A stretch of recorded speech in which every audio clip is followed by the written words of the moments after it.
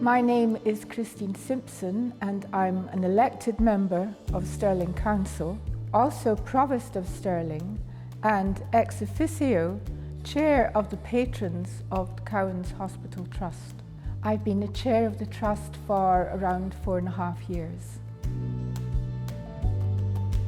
The purpose of the Trust is to provide relief and support to vulnerable people in Stirling, whether they're vulnerable because of physical disability or perhaps mental health problems, or they've just fallen on hard times. That is its primary purpose. Its secondary purpose is to look after the two historic buildings in its care, Cowane's Hospital and John Cowane's house.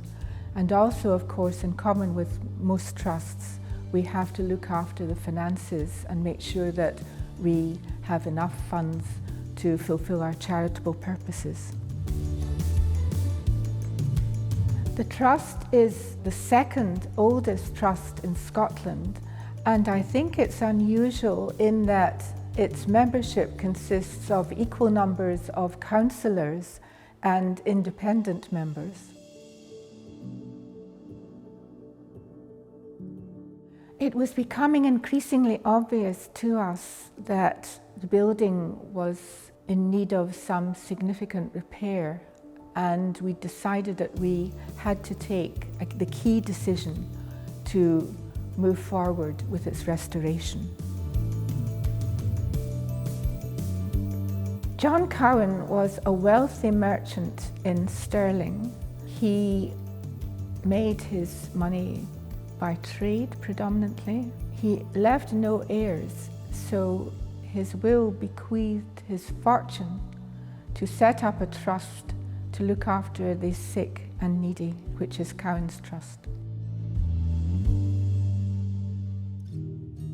It was an almshouse and a place where the sick could be looked after and needs provided for people who'd fallen on hard times.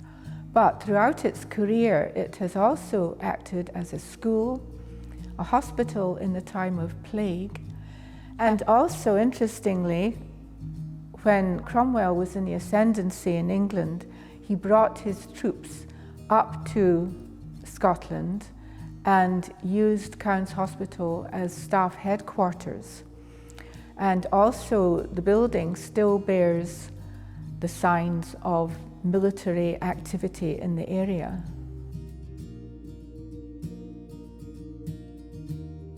John Cowane was the Dean of the Merchant Gildry in Stirling, but it was not until 200 years after his death that the Gildry started to use the main hall in Cowane's Hospital for its meetings, and indeed they still meet there today.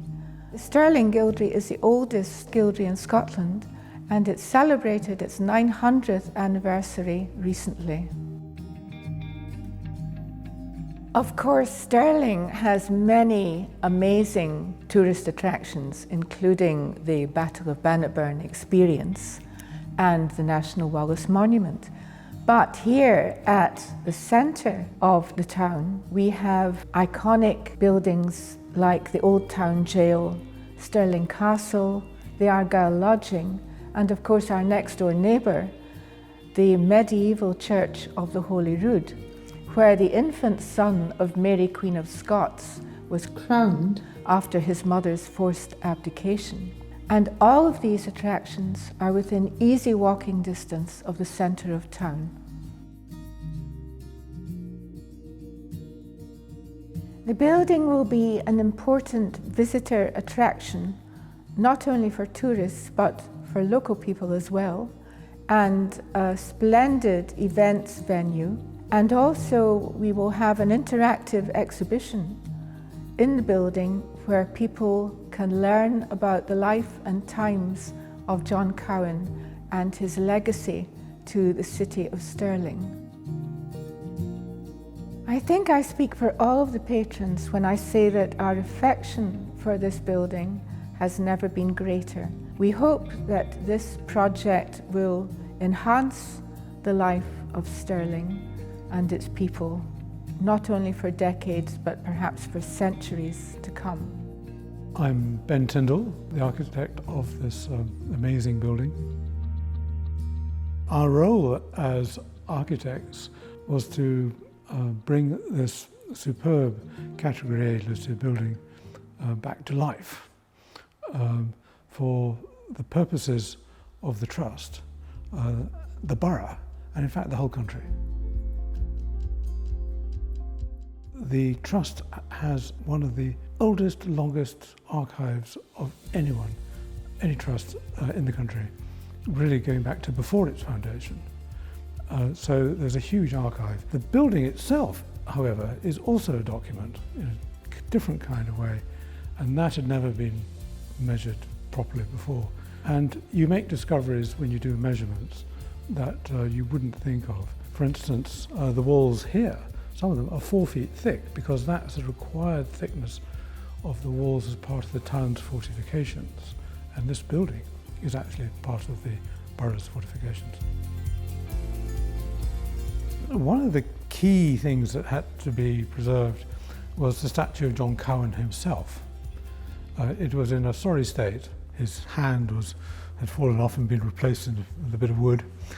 And a lot of research was put into that, and also a lot of scientific analysis. This was key because it actually symbolises not just Cowane's life, but also Stirling's trade with the world, the Low Countries in particular.